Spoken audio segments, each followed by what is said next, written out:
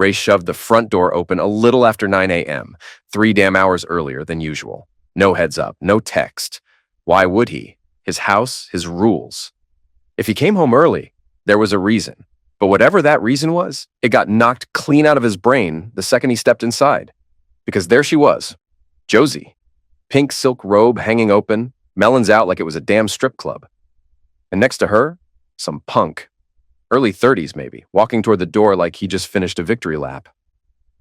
Ray froze. His eyes locked on her bare chest first, then up to her face. She smiled, like he just walked in from a Sunday drive. "Hey, honey," she cooed, stepping in to kiss him. He jerked his head sideways, dodging her lips like they were poison. "You out of your goddamn mind, Josie?" His voice came low and cold. "Better not even try telling me where your mouth's been. I've got a damn clear picture already." Her face twitched, a flicker of guilt. Then she turned back to the young stud like she remembered he was still there. "Oh, right. Ray, this is Luke. Luke, my husband." The guy stepped forward, cool as hell, shorter than Ray, but jacked. Probably some gym rat with too much testosterone and not enough sense. He clapped a hand on Ray's shoulder. "Hey man, nice to meet you. Josie talks about you all the time, and hey, don't stress. In 30 years, I'll be dealing with the same, hardware issues. Hope I'm chill about it, like you are." Ray's jaw clenched so hard it cracked. "You got 5 seconds to get your skinny A out of my house, Luke," he growled. 5, or I'll put you in the ground. I've got a tool."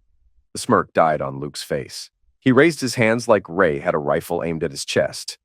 Hey, cool, man. I didn't know it was like a problem. Thought this was open or something." He turned fast and got the hell out without another word. Ray slammed the door shut, locked it, and stared at Josie for a half second before storming down the hall. She waited a few minutes, then followed him into the bedroom. Her robe was closed now, like modesty meant a damn thing at this point. "Well, that was rude," she said lightly, like she was commenting on a bad tip at brunch. Ray spun around, fire in his eyes. "Rude? You think that was rude? I walk into my home, my house, and see my wife half undressed, seeing some kid off who just banged her, and you want to talk manners?" She exhaled like he was being dramatic.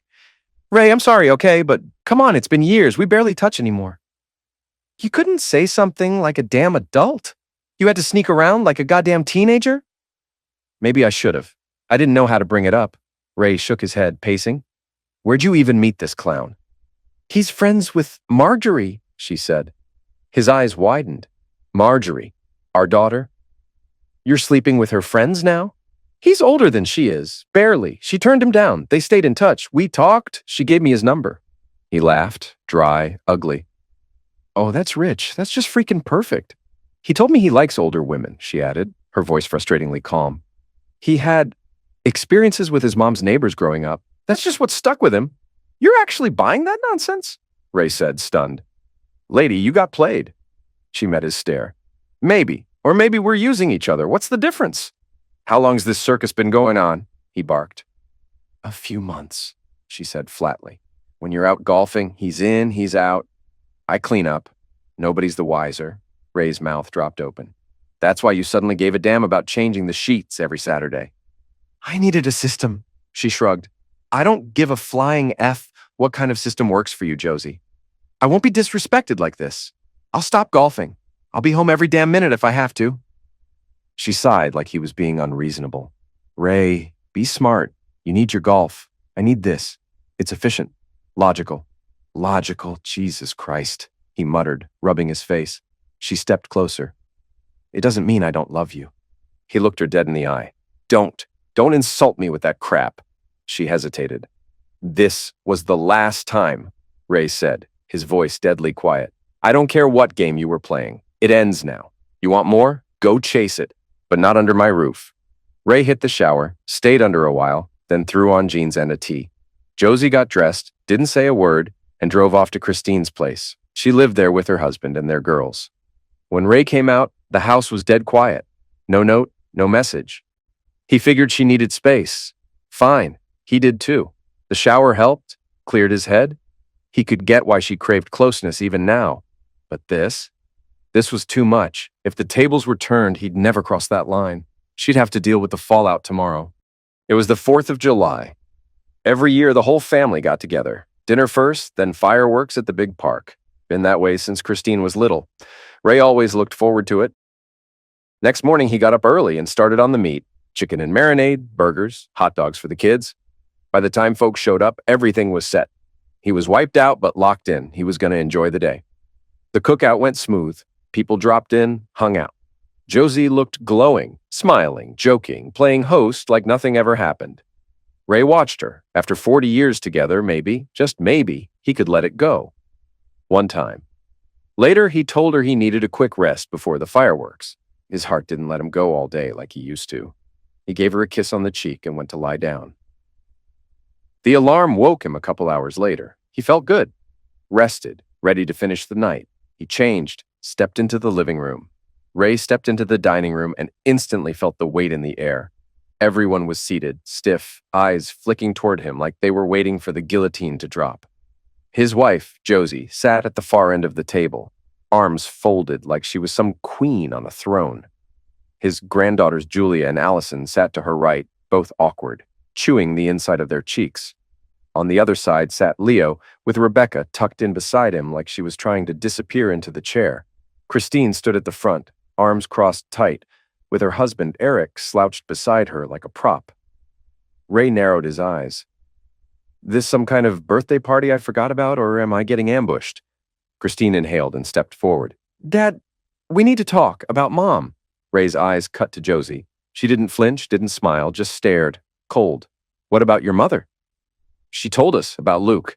Ray blinked. She told you? Jesus Christ! Christine kept her tone measured like a hostage negotiator. And about some of the issues you two have? Ray scoffed hard and sat down, shoulders tight. My issues? Really? So now my pecker's up for family discussion? Dad, Christine started, but Ray held up a hand. No, I want to hear this. Let's get it all out. Go ahead, list it off.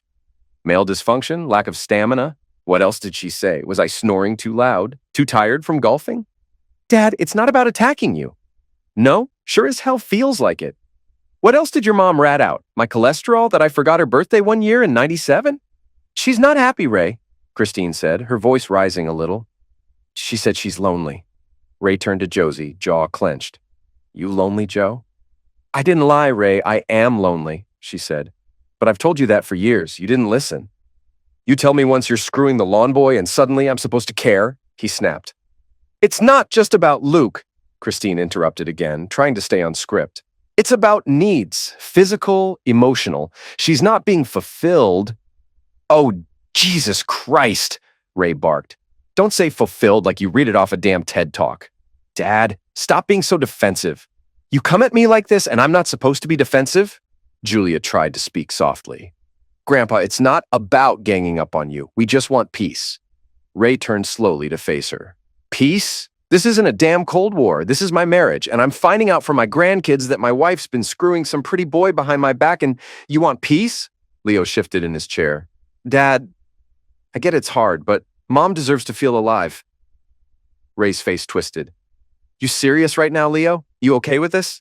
Your mom's screwing a dude barely older than your own daughter, and you're good with that?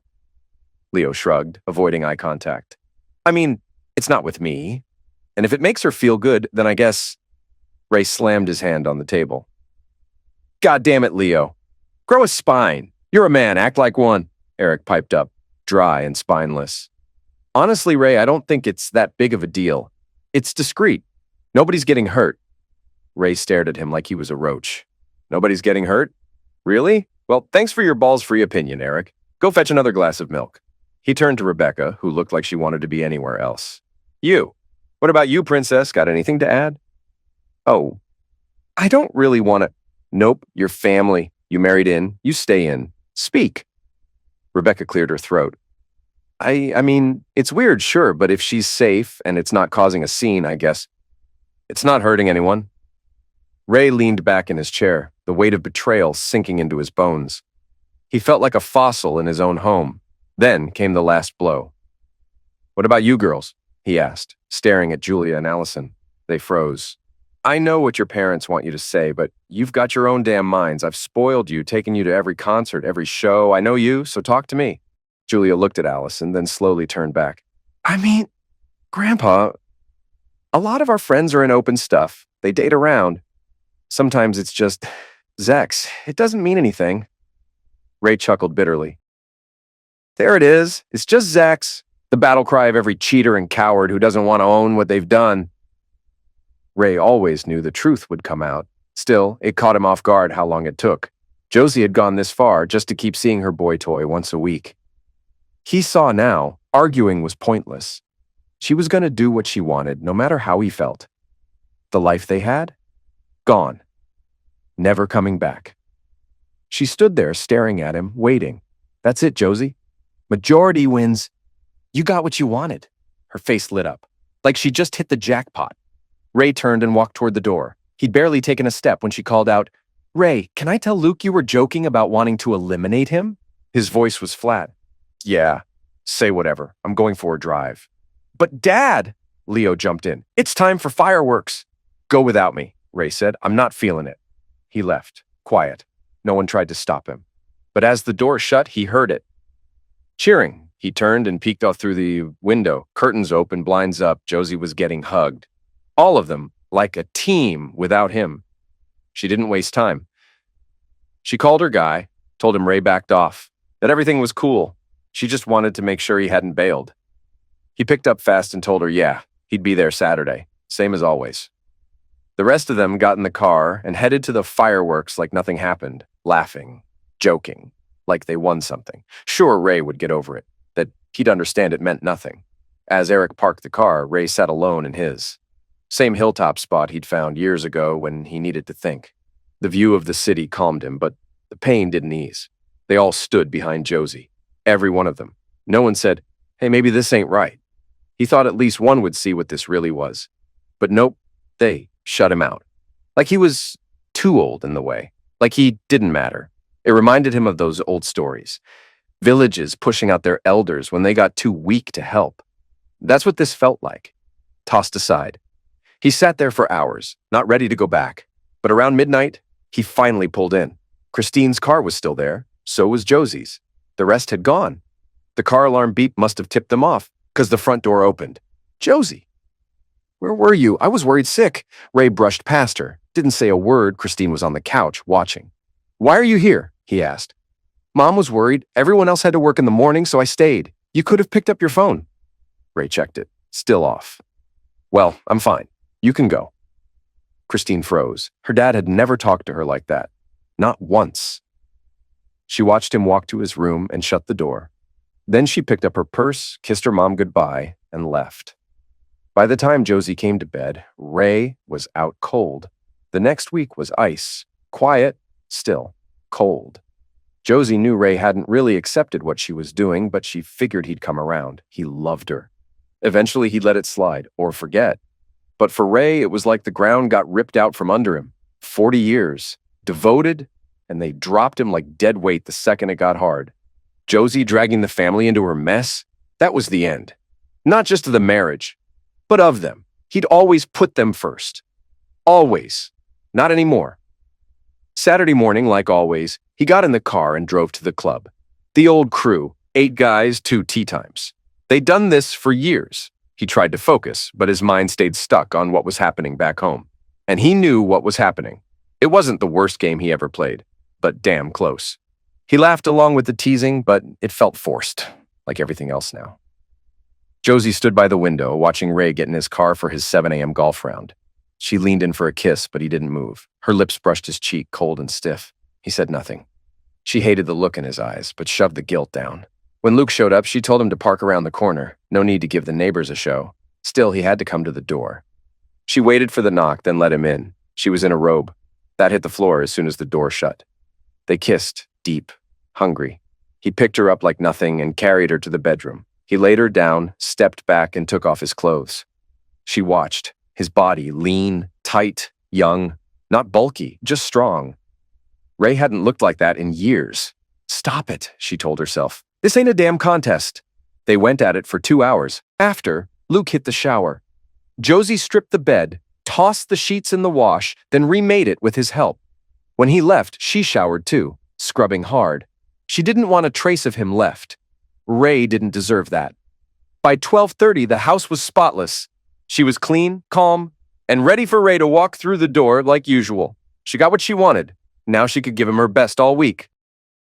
But 1 o'clock came and went, then 2 o'clock. Still no Ray.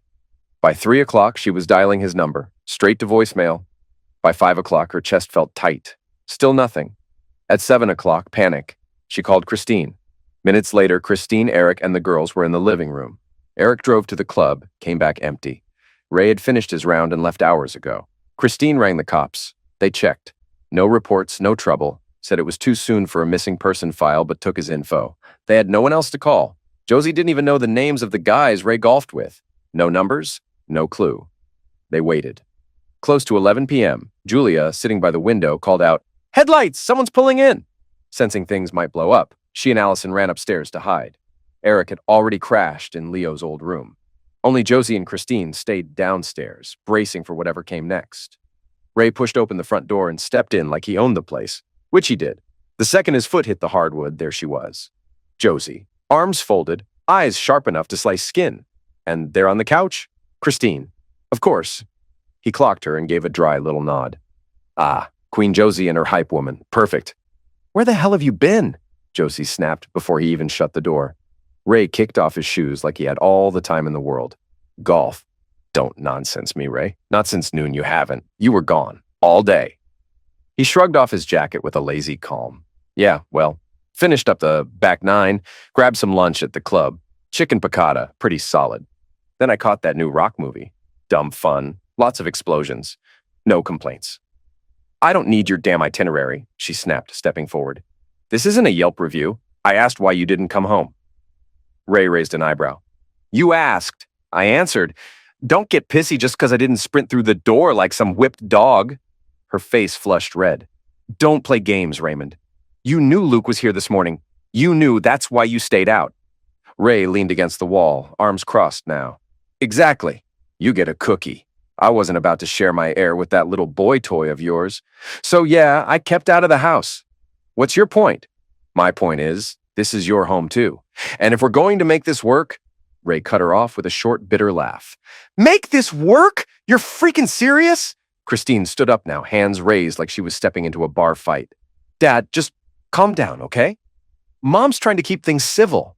Ray pointed at her without looking. Don't start, Christine. You already took your little stance at the intervention. I got the memo. Mommy's happiness matters more than Daddy's dignity." "That's not fair." "Oh, I am done playing fair," he snapped, finally turning to face her.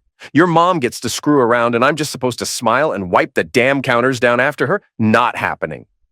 Josie stepped in again, voice firm. "This arrangement was your idea too, Ray. I said I wouldn't fight it. I didn't say I'd pretend it doesn't reek." He turned, walking toward the stairs.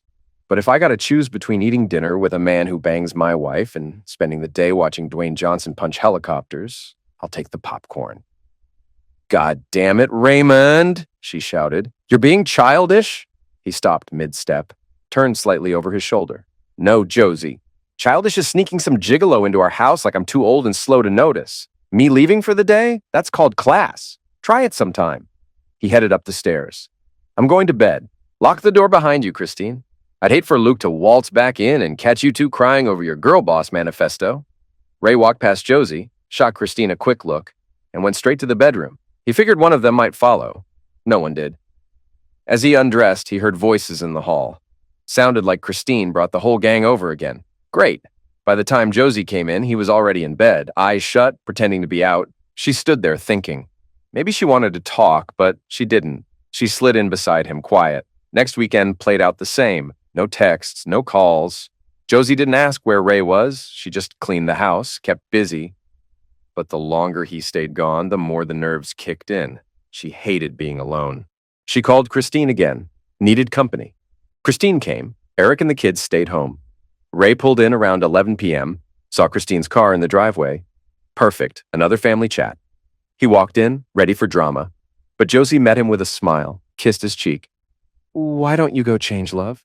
she said sweetly. "Then come tell us what you've been up to." Ray blinked. Weird, but fine. He walked to the bedroom, figured she was just in a good mood after seeing Luke earlier. He changed, came back out. Christine looked like she was about to leave, but waited. "Dad," she said. I know this isn't easy, but it's really great how you show your love for Mom by letting her do this. Letting her? Ray almost laughed. He looked at her. Christine, this is the last time we talk about it. Ever. You got that? Tell everyone. Of course, Dad. I get it. It's hard when people keep bringing it up. I'll make sure they stop. She kissed him on the cheek and left. Josie came in a minute later with drinks. Took her time. Too much time, Ray thought. Long enough to give Christine space to say her bit. That's how it went for months. Josie kept seeing Luke. Ray kept golfing, watched movies, even tried new stuff. Bowling, arcades, mini golf. He sucked at most of it, but had fun. At home, things were fine, quiet, normal-ish. No one said Luke's name. Not once. Ray and Josie ate dinner together most nights. Talked about small stuff, weather, news, nothing deep. But the spark? Gone. Josie still acted loving. Touched his arm, smiled, kissed him goodnight. If she noticed he didn't give much back, she didn't say. Maybe she thought he was okay with it. He wasn't. Ray was deep into the paper, sipping coffee and halfway ignoring the football pregame murmurs on TV when he heard Christine's voice call out from the hallway. Mom, Luke's here. Ray's head snapped up like a bang had gone off. His coffee almost flew from his hand. He slowly lowered the mug, eyes narrowing. Josie, standing by the kitchen counter, smiled like this was just another normal day. Oh, good. I wasn't sure he'd make it. Ray slammed the paper down and kicked the footrest closed with a thunk. You've got to be crapping me. Josie turned, arms crossed, already bracing herself. What now? What the hell is he doing here? Ray barked, walking toward her like a storm brewing in khakis. I invited him to Thanksgiving, she said, cool as ice. He doesn't have family in town, nowhere to go. Ray blinked like he hadn't heard right. Are you serious right now? Thanksgiving, Josie? A family holiday? And you bring the guy who's been plowing you on the weekends? Watch your mouth, Raymond, she snapped, jaw tight. He's not here for that, and you damn well know it. This is dinner. That's it. He threw up his hands. I told you, clear as daylight. I don't want to breathe the same air as that little punk. I leave on Saturdays for a reason. And now you think it's fine to bring him into my house on a day like this? Josie stood her ground. This is my house too. Don't act like you're the only one on the mortgage. Ray took a step closer, voice low and burning. You think that makes this okay? You think you get to parade your boy toy around the same table our grandkids are eating at like this is normal? He's not some hookup from a bar, Ray. He's a decent man. You just can't stand that someone actually wants me. He laughed, bitter and hard. Wants you? Oh, sweetie. He wants what every 30-year-old wants when he meets a lonely older woman with a nice house and an even nicer bank account. Let's not pretend this is Romeo and Juliet. Christine stepped in from the foyer, hands raised. Guys, come on. This isn't the time. No, let her say it, Ray snapped. Let her stand there and pretend bringing the guy she cheats with to Thanksgiving is some charity act.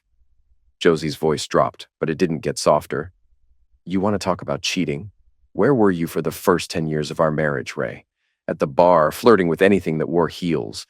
But now I have one sliver of something for me, and you act like I burned the Bible. You got some nerve comparing that crap to this. I may have flirted, but I didn't bring my side piece to carve the damn turkey. Because none of them stuck around, did they? She shot back. Ray's eyes flared. You really want to keep pushing, Josie? Keep digging this hole? I'm not the one still acting like some pissed-off high school quarterback who didn't get prom queen, she said, straightening her blouse. He's here. He's staying. You don't like it? The door's right there. Josie turned and headed for the door, feeling proud. She stuck to her choice. Yeah, Luke was her lover, but he was also a friend. To her, this felt fair, normal even. She met him at the door, took his hand, and smiled. Come in. I want you to meet everyone. She brought him in, showed him off to the kids, their spouses, and the grandkids. Still holding his hand, she led him toward the living room. She was already talking as they rounded the corner. Luke, do you remember my... But Ray was gone. The chair was empty. She froze, then heard it. The garage door whirring. She ran to the kitchen and caught a glimpse of Ray's car pulling out as the garage closed behind him. Was that Dad? Christine asked from behind her. Yeah, Josie said. Where's he going? No clue, she muttered and walked off to the bedroom. Luke stepped toward Christine. Want me to leave? I didn't mean to stir things up. No, Luke, it's not on you. That's his deal. You're welcome here. You sure? I don't want to make stuff worse. We're sure. Thanks for being here. The day rolled on. Luke got comfy fast, asking questions, chatting with everyone. After dinner, he hung out with Leo and Eric for the game while the women hit the stores for some light holiday shopping. No one saw Ray's car roll by outside. The day ended. By 10 p.m., dishes were done, house cleaned. The women came back with a few bags. Not much. Leo and Eric were both passed out on the couch. Still no sign of Ray. Christine woke Eric and the kids, told them to head out. She'd stay the night with her mom. She always kept a bag there, just in case. They left. She stayed. The front door creaked open just before midnight. Ray stepped in like a man coming back from war, coat slung over one shoulder, face blank, movements slow and deliberate. Josie was waiting in the hallway, arms crossed, foot tapping, her silhouette sharp against the hallway light. He didn't even pause. She moved toward him. "Ray!" He brushed past her like she was a coat rack, walked straight to his recliner, dropped into it, and grabbed the same damn newspaper from earlier like he was picking up where he left off before the world turned sideways. Josie didn't flinch. She followed him into the room like a shadow. "Where the hell have you been all day?" she demanded. Ray didn't look up, didn't even blink. "Denny's, had some turkey, watery mashed potatoes. Good enough. Then I hit the theater, double feature, long a day." She stared at him, disbelief thick in her voice. "We had a full Thanksgiving lunch here. Turkey, stuffing, cranberry sauce, everything." He flipped a page. "Yeah, I figured. But it ain't about the food, Josephine. It's about who's passing the damn gravy." "You're acting like a spoiled child," she snapped. 64 years old, and you can't be civil to a guest for 2 hours?" Ray slowly folded the paper onto his lap and finally looked up, voice low and hard. "No, I can't. Because that guest is the guy you've been screwing like a college fling while I'm out hitting balls at the driving range." Josie's jaw clenched. "You knew he was just coming for dinner. And you knew I don't give a damn," Ray fired back. "I told you once I won't breathe the same damn air as him. Doesn't matter if it's for Zex, pie, or Bible study. He shows up, I'm gone." She threw up her hands. "It was Thanksgiving, Ray. He had nowhere else to go." Ray leaned forward in his chair, eyes sharp. "Then maybe he should think twice before getting his pecker involved with someone else's wife." Josie's voice dropped to a hiss. "Don't talk like that in this house." "I'll talk however the hell I want in this house," Ray snapped. "I built this house, paid for it, lived in it while you were off chasing validation in younger meat." She took a step back like he'd slapped her. "It was just dinner, Ray." He picked the paper back up and raised it like a wall. "Yeah, for you. For me, it was betrayal with gravy on the side." They stood like that, her fuming, him hidden behind folded newsprint, for 5 long minutes. Then Christine appeared at the edge of the room, voice soft. "Dad." Ray didn't move. She stepped closer, then knelt beside his chair. "Please, just try to understand. Luke, he matters to her. She doesn't love him, okay, but he's important. She didn't want him to sit alone today." Ray lowered the paper just enough to see her face. "You don't see a problem with your mother's hobby becoming part of the holiday rotation?" "He's not part of the family, Dad," she said gently. "He's just someone she cares about, like a friend." Ray stared at the far wall like it held answers. "Ah, right, just a friend who takes off his shoes and sneaks into the bedroom when Daddy's not home." "Got it.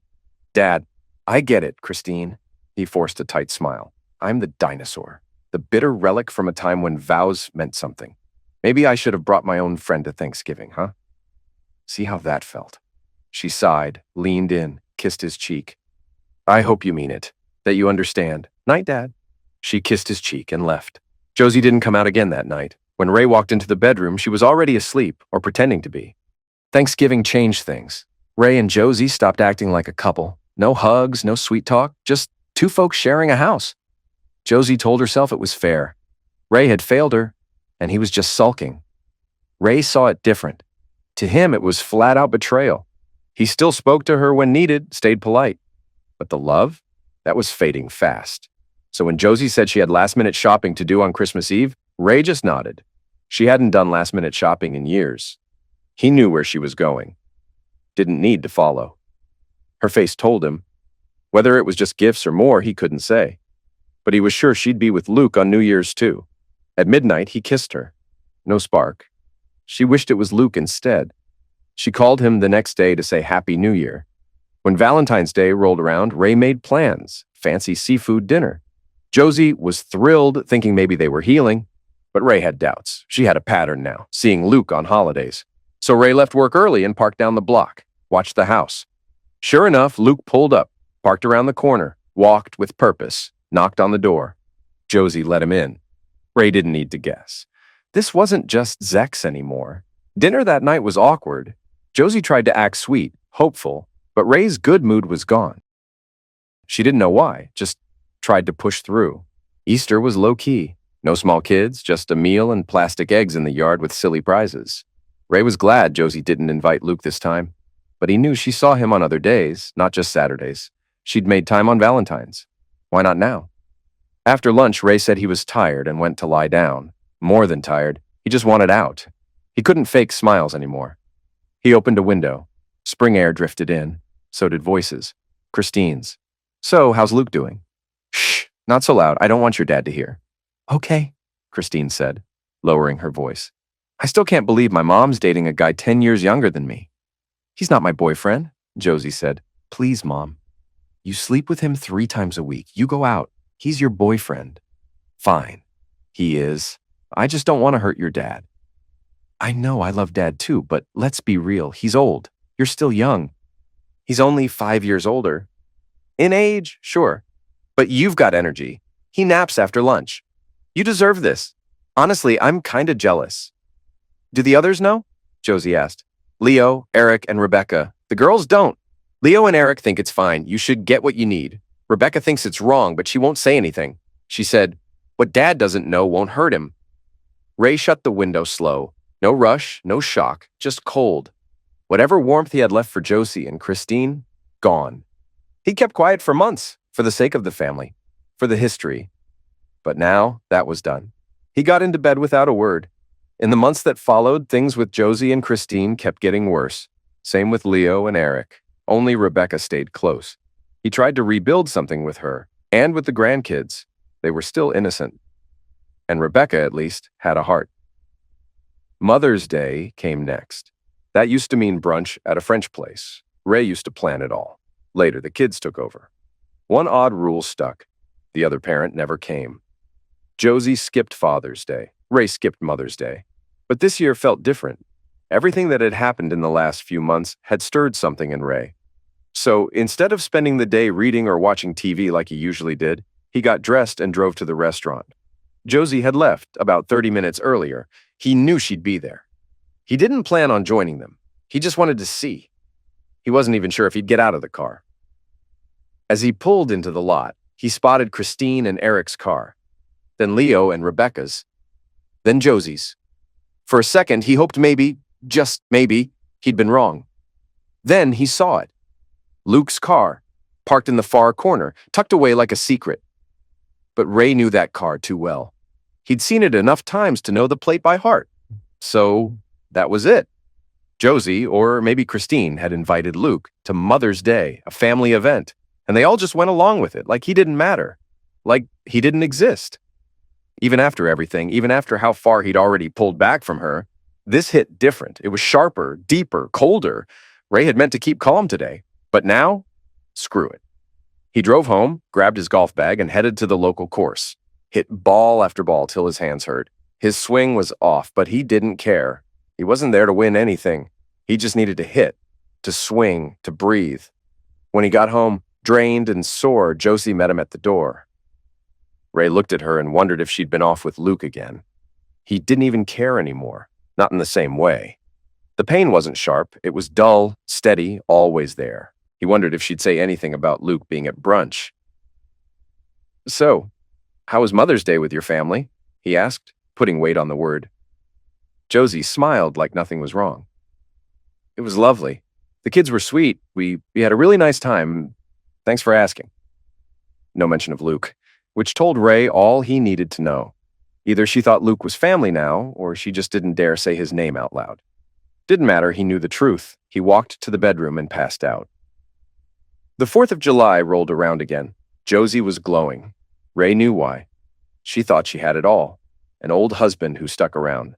A young guy on the side who gave her attention. In her mind, she was winning. Luke had picked up a night shift job, so now he had more free time during the day. Didn't pay much, but that wasn't why Josie kept him around. They kept their weekday visits low-key, stayed out of her bedroom, except for Saturday afternoons. Sometimes they'd use his place, sometimes a friend's. Whatever worked. The only thing Josie still couldn't get was Luke being part of family events. She'd never brought it up again, not after Thanksgiving. Ray had drawn the line. She still hoped, though, dreamed that one day Ray and Luke might get along, be civil, maybe even friends. To her, they weren't even in competition. Luke gave her fun, youth, energy. Ray gave her history, home, comfort. Why couldn't both exist? But she didn't invite Luke to the 4th of July barbecue. She didn't want to set Ray off again. The family showed up early to help cook. Ray made sure he was involved, grilling, handing out drinks, moving stuff around. He wanted to be seen, to remind them all he wasn't just some tired old man sitting in the corner. Still, his eyes kept drifting, watching, waiting to see if Luke would appear. He never did. By the afternoon, Ray started acting tired. Some of it was real, but a lot was for show, Josie noticed. She walked over and touched his arm gently. "Why don't you lie down for a bit before the fireworks?" she asked, voice soft. Ray looked at her. She still cared. That was the hardest part. "I think I'll stay in tonight," he said. "I just want to spend the day with everyone, then turn in early." "You sure? You missed last year too. But before that, you loved the fireworks. I guess I'm just getting old. You guys will be fine without me." Josie hesitated, then nodded. "Okay, if you're sure." As she walked off, Ray watched her, watched the way she scanned the yard, looking for Christine. That's when it hit him. She wasn't just checking in. She was making sure. If he was really staying home, then she had time. Time to call Luke. She wouldn't risk it if Ray went. That was the line. It shouldn't have stung anymore, but it did. Evening rolled in. The guests left.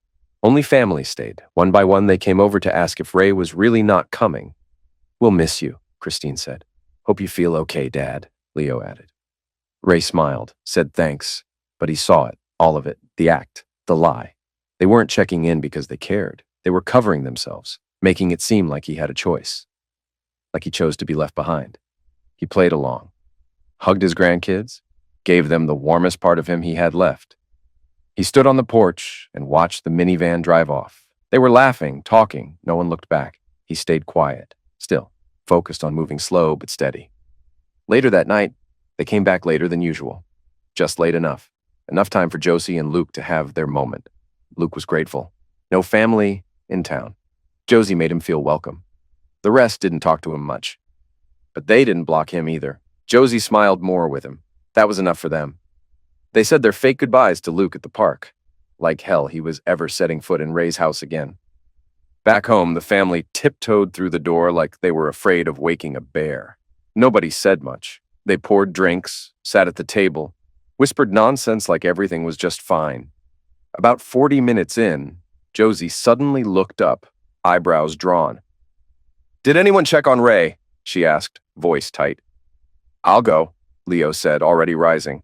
He walked into the bedroom, expecting Ray passed out or grumbling. Instead, the bed was untouched, perfectly made, like nobody had been near it. Right on the pillow, Ray's wedding ring and a flash drive. Leo returned with both in hand. "He's not there," Leo said flatly. "What do you mean he's not there?" Josie snapped. Leo held up the items. "Didn't sleep in the bed, left these." Josie ran to the room, hoping it was some kind of joke. It wasn't. Back in the living room, Eric had already plugged the flash drive into the laptop. One file. Big. He looked at Josie. She nodded once. He double-clicked. The screen lit up. Blank wall. Then footsteps. Then Ray stepped into frame, calm and icy. "Is it rolling?" Ray asked off-screen. "Yeah," said a woman's voice. Ray turned to the camera, full of venom. "Let's make this quick," Ray said. "If I timed this right, y'all just got back from fireworks. How cute." Everyone instinctively glanced at the clock.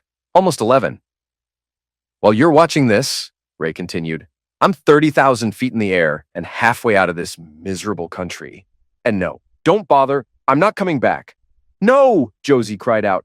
"You son of a witch! You can't just—" The video didn't stop. "Josephine," Ray said, voice dropping like a blade, "you had 40 years of a man who loved you, protected you, paid for every damn thing so you could play the saintly housewife, and you threw it away for some Jim Boy Pecker half my age. Nice." Christine covered her mouth. Eric stared at the floor. "You cheated, lied, humiliated me, and when I called you out, you turned my own damn family against me like I was some disease to get rid of," Ray said. "I gave you my whole damn life," Ray said, eyes narrowed. And you gave me betrayal dressed up as finding yourself. What a joke. He paused. A long, heavy silence. Then he looked right at the camera. Christine, Ray said, voice sharpened. You cut the deepest. My little girl, Daddy's girl. We did everything together, remember? But when she dragged some clown into our bed, you clapped along like it was a damn parade. I never said that, Christine yelled at the screen. Ray's recorded voice didn't flinch. Didn't need to. I heard what you said. He's too old to expect loyalty. You said that, baby girl. Don't pretend now. Then Ray shifted his stare. Leo, Eric, you two are pathetic, he sneered. You gave your wives a permission slip to screw around. Leo, you think Rebecca's clean?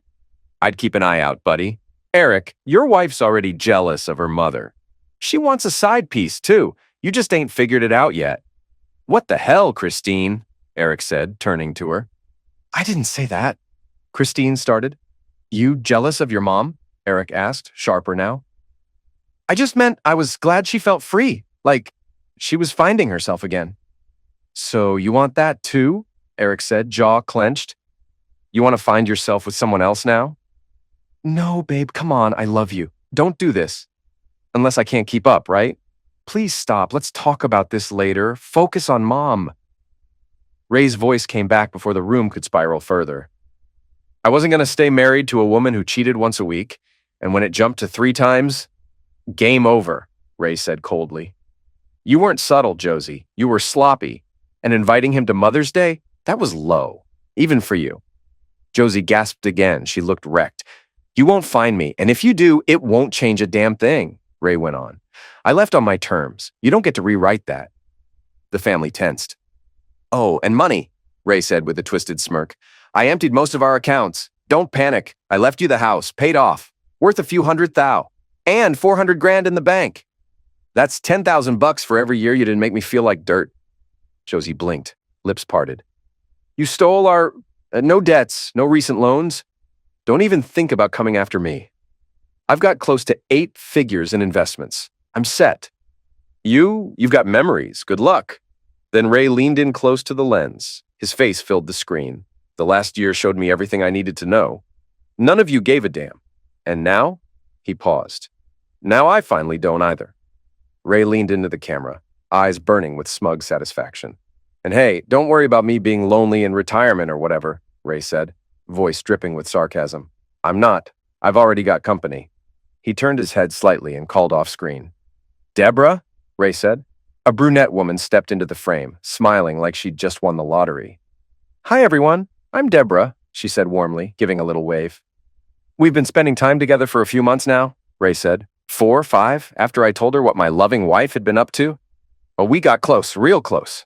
He paused, then added, sharp as glass. Nothing scandalous, just hours together talking, connecting. Turns out compatibility's easy when you're not pretending to be someone you're not. Ray turned the knife slowly. Josephine, you remember Deborah, don't you? He said. She worked with me forever, since marketing, back in the day. You used to chat with her like you were best friends. Funny how things work out, huh? He leaned in just a touch more. She took early retirement to come with me. We've always been close. But now it's different. And the best part, Ray said, smirking, she doesn't want yachts or designer crap, just someone who actually gives a damn. Hugs, laughs, a little physical touch. I'm more than happy to give it. Everyone in the room turned to Josie. Her silence said more than any scream could. Eric reached out and hit pause. Mom, you okay? Leo asked gently. No, Leo, I'm not okay, Josie said hoarsely. But finish it. Eric nodded and hit play again. Ray's voice returned, lower, calmer, and somehow even more cutting. Josephine, Ray said, his eyes narrowing. If someone had told me years ago that you'd be the one to rip our whole life apart, I'd have knocked them out. Dead serious. He exhaled sharply, almost laughing. I used to picture us old and gray, grandkids crawling around, holidays together. I never thought it'd end with you sneaking around with some dollar store Romeo behind my back. He gave the camera a bitter smile. You traded everything we had for some firework in your pants, so I hope it was worth it. Ray leaned back slightly. I left you plenty to survive. House is paid off, worth a fortune. Bank account's got $400,000 in it. Call it a goodbye bonus. $10,000 for every year you didn't treat me like trash. He stared cold into the lens. And if it's not enough, Ask Christine. Ask Eric. They had your back when it mattered. Maybe now they can write the checks, too. He folded his arms. I already did my part. I paid for everything. Degrees, down payments, even diapers. I'm done. Ray's voice hardened. This year? Worst of my life. And still somehow surprising every week. I knew you were seeing him, Josie. You weren't slick. I could have walked earlier. He gave a bitter smirk. But I waited. Wanted to make my exit on Independence Day. Seemed fitting. Ray leaned closer to the lens again. Truth is, part of me still loves what we were, what we could have been. But you forgot what marriage is. It's not two people doing whatever the hell they want. It's us. His jaw clenched. And I never made choices that hurt you. You can't say the same. He held that stare. You thought I'd take it, like always. Smile through it. Keep the peace, but not this time. His voice dropped to a final whisper. It's done, and you can't undo it. He exhaled once, then nodded slightly. I really hope it was worth it, Josephine. Goodbye. I'll miss the version of us that never got to exist. The screen went black. No one moved. Some cried. Some just stared. Josie sat frozen, lips trembling, eyes vacant. No one had thought Ray would actually go. They were wrong. That night, no one left Josie's house. She didn't ask. She didn't have to. Rebecca stayed busy, cleaning the kitchen, wiping surfaces that didn't need wiping. Then the phone rang. She flinched, looked at the screen. Blocked number. Rebecca hesitated, then picked up. Hello, Rebecca said. Rebecca, it's Ray, said the voice. Her breath caught. Oh, God, Ray, how are you? Where are you? Rebecca asked quickly. I'm good, sweetheart. Just fine, Ray replied. Can't say where I am yet. What matters more? How are you? I'm okay. I'm pregnant, she said quietly. Seriously? That's amazing. Congrats, Ray said with surprise. How far along? Couple months. Found out right after you left. I can't believe it's already been 3 weeks. She sighed. Yeah, time moves differently when you stop caring about the wrong people, Ray said, then paused. By the way, thanks for calling me Dad. I figured I'd lost that one. Not with me, Rebecca said softly. She took a breath. I owe you an apology, Dad. That day, when they ganged up on you, I should have stood up. I should have said something, but I was scared. I was new in the family. I froze.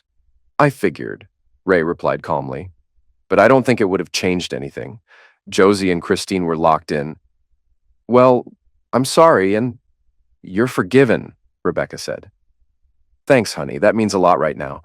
I'd love to be a part of the baby's life. Think that's possible? Ray asked. We'll make it work. I know you're not coming back, but maybe we can meet somewhere. I'd love you to be part of it, Rebecca said. How are things there? Ray asked. In one word, tense, Rebecca said. Josie's a wreck most of the time, but that hasn't stopped her from seeing Luke. She still meets him a few times a week. No surprise, Ray said flatly. Christine and Eric, he added. Trouble in paradise, Rebecca replied. They're trying to act fine, but your words got to him. You hit a nerve. Good, Ray said. He needed a reality check. Leo and I are okay. Still new, still learning, trying to stay honest, Rebecca said. That's the smart move. Don't get lazy like the rest, Ray replied. And the girls? He asked. They're more hurt than they'll admit, Rebecca said. They miss you. They act like Zex isn't a big deal, but now they get that marriage isn't a joke.